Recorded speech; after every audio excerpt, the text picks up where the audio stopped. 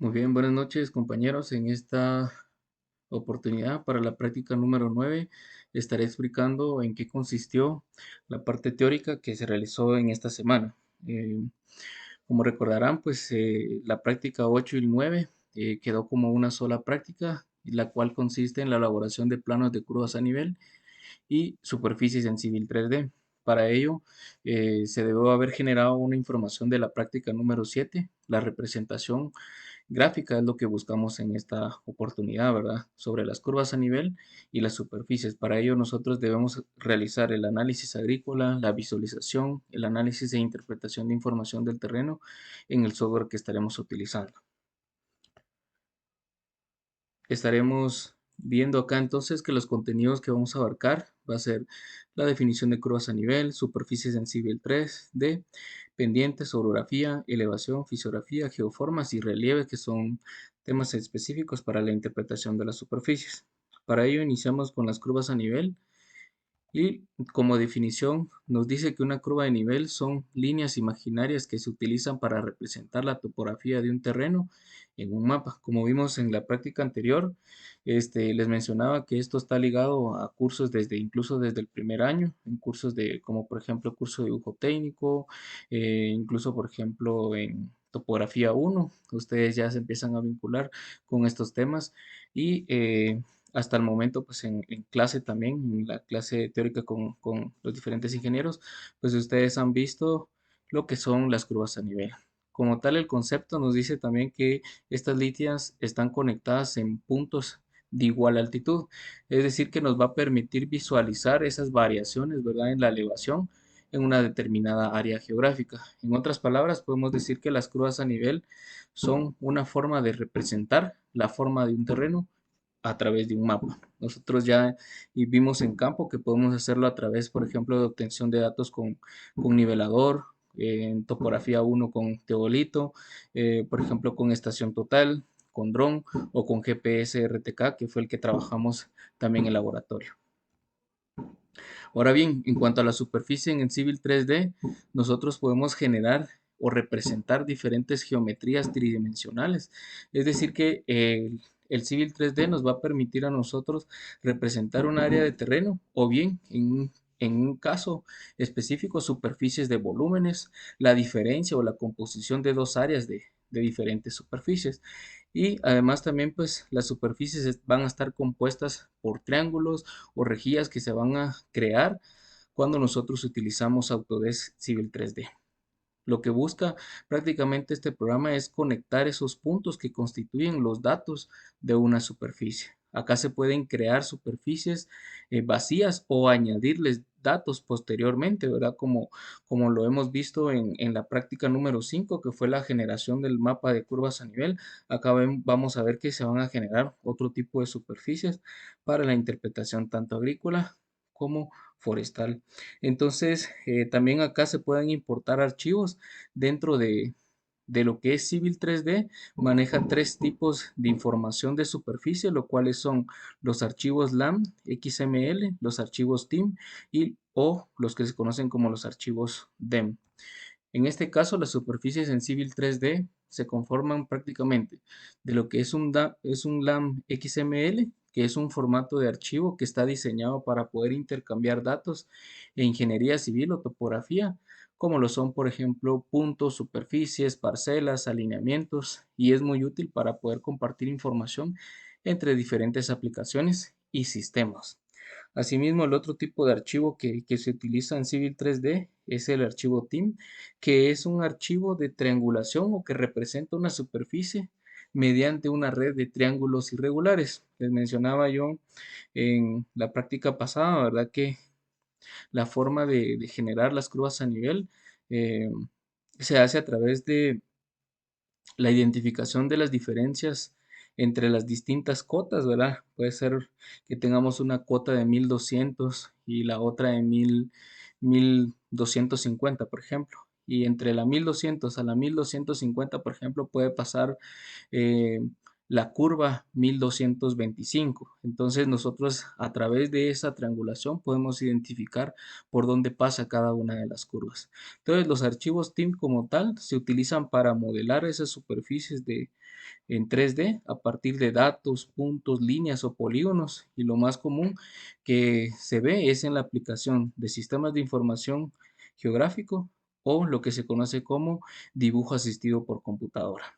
Ahora bien, también está la generación de los modelos de elevación digital, que son los archivos DEM, que en este caso lo mencionaba en la práctica del vuelo, que fue en la práctica del dron con el plan de vuelo, que era lo que nosotros buscábamos. Buscábamos lo que es poder generar un ortomosaico, generar un archivo DEM, y vimos que se podían generar dos tipos de archivo, que era el DSM y el DTM, y lo que buscamos prácticamente es una representación rasterizada, es decir, una imagen de elevación del terreno a través de diferentes píxeles. Y estos archivos DEM pues van a contener esos datos de elevación o una cuadrícula regular y se utilizan ampliamente en el análisis geoespacial y el modelado de terrenos, ¿verdad? Otro tema importante y a recordar, ¿verdad? Esto incluso lo ven hasta en cursos de matemáticas en la facultad, que es el concepto dependiente de un terreno, ¿verdad? El concepto dependiente en sí, pues no es nada más que la relación, ¿verdad? Que existe entre la diferencia de desnivel, es decir, la diferencia entre el eje Y con respecto a la diferencia o el cambio que sucede en X multiplicado por 100. Es decir, que nosotros al realizar esta relación entre la diferencia de las alturas o las cotas con respecto a su distancia reducida, como lo muestra aquí la imagen, nosotros vamos a obtener a través de esa relación el porcentaje dependiente, y al multiplicarlo por 100 lo único que estamos haciendo es poder expresar esa relación de proporción en porcentajes. Eso es lo que nosotros observamos en esta imagen. El cálculo de la pendiente, por ejemplo, máxima, según el método topográfico, como se presenta en este ejemplo, nos dice, por ejemplo, que está a una escala 1 es a 50 y a 7 milímetros, una distancia reducida, que ese sería prácticamente el cambio en el eje X, y en la altura, el H, que sería el cambio en el eje Y. Esa relación nos está indicando acá que 400 es el punto de la cota, en este caso, más alto con respecto a la otra que es 300, esta diferencia, ¿verdad?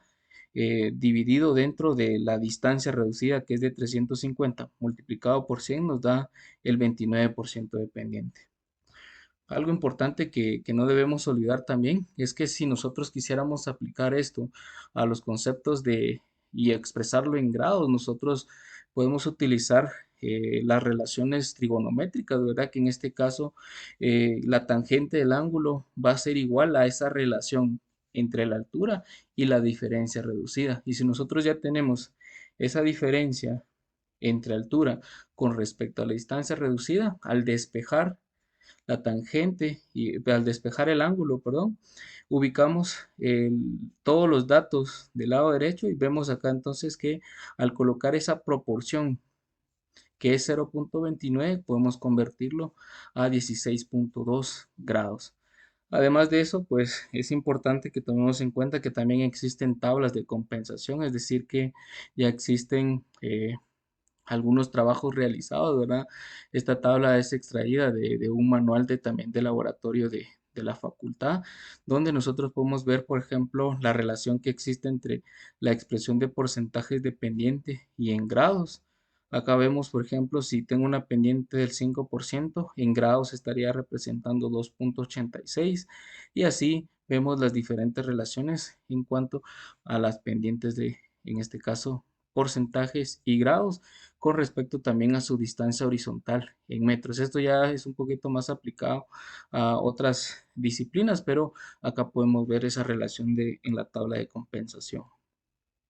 Otros temas importantes a tomar en cuenta son el concepto, por ejemplo, de orografía. La orografía como tal es una rama de la geografía o la geología que se va a encargar del estudio y la descripción de las montañas, por su extensión, de todas las formas de relieve terrestre. Es decir, que esta va a analizar la distribución, la estructura y esos procesos de formación que caracterizaron al terreno o que caracterizan al terreno. Asimismo, el concepto de elevación es importante que lo tomemos en cuenta, ¿verdad? Que prácticamente la elevación se refiere a esa altura de un punto específico sobre el nivel del mar, es decir, que representa una medida vertical, y lo cual nos va a indicar qué tan alto o qué tan bajo estamos con respecto o en relación al nivel del mar.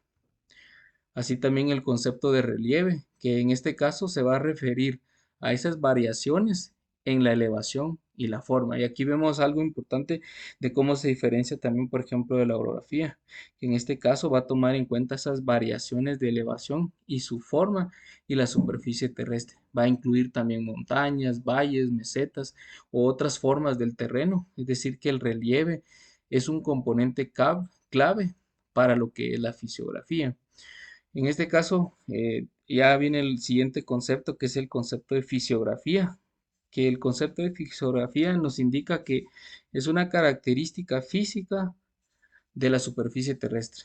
En este caso va a incluir su forma, estructura, procesos que van a modelarlo, es decir, que abarca tanto la orografía como otros aspectos como por ejemplo la hidrografía, la vegetación o aquellos aspectos que estén vinculados a la formación y a la estructura que han generado ese proceso de modelado de la zona, ¿verdad? Entonces, otro concepto es la geoforma. Es un término más amplio que prácticamente se refiere a cualquier característica física de la superficie terrestre, pero en este caso va a incluir formaciones naturales como montañas, colinas, valles, pero las geoformas son el resultado de esos procesos geológicos o geomorfológicos que dieron vida a ese lugar, ¿verdad? O a la forma en particular que tiene. En otras palabras, podemos resumir que la orografía se centra en las montañas y el relieve. La elevación, pues es una medida específica de altura, ¿verdad? La fisiografía va a estudiar esas características físicas generales de la superficie terrestre. El relieve va a describir las variaciones de elevación y también su forma. Y las geoformas, pues van a ser esas características físicas que son el resultado de procesos naturales. Por lo tanto, para esta práctica 8 y 9, lo que nosotros buscamos es generar mapas de curvas a nivel como se generó en la práctica número 5. Sin embargo, a partir de la generación de ese mapa de curvas a nivel, nosotros vamos a poder generar otro tipo de información, como por ejemplo, generar un mapa de análisis de elevación, como por ejemplo con leyendas de colores, donde nos permite identificar cuáles son esas zonas o lugares que tienen elevaciones diferentes con respecto a otras zonas, o por ejemplo la orografía y pendientes también de esta superficie de curvas a nivel. Para ello, pues el material ya está preparado para que ustedes puedan generar sus distintos mapas. Ahora bien, como esta práctica pasó a ser una práctica asincrónica, se estará corriendo una semana para la entrega del informe, es decir, que la práctica 8 y la práctica 9 ya se realizó en la semana que acaba de terminar. Es decir, entonces que lo que buscamos ahora es que ustedes puedan entregar, una semana se va a correr, estaríamos diciendo entonces que la práctica del informe número 7, ustedes la estarán entregando en la semana del 16 de septiembre al 20 de septiembre. Ustedes tienen que buscar el día que corresponde en esa semana para entregar su informe. Luego entonces estaría este informe del 8 y 9, que es una práctica que se unificó en la semana del 23 al 27, y luego el informe 10, el 30 al 4, y luego pues estaría viniendo el informe 11 y 12 en sus respectivas fechas, ¿verdad? Entonces tomemos en cuenta las fechas que están asignadas acá, se les estará subiendo las fechas en la plataforma para que lo tomen en cuenta, ya que estamos pronto a realizar el examen final. Hasta acá sería la información. Yo les estaré subiendo los materiales acá en la plataforma y con esto pues estaría dando yo por cerrado lo que es la información, ¿verdad? Cualquier duda, comentario, pues los estaríamos resolviendo en clases en caso no quede claro la información que se presentó el día de hoy.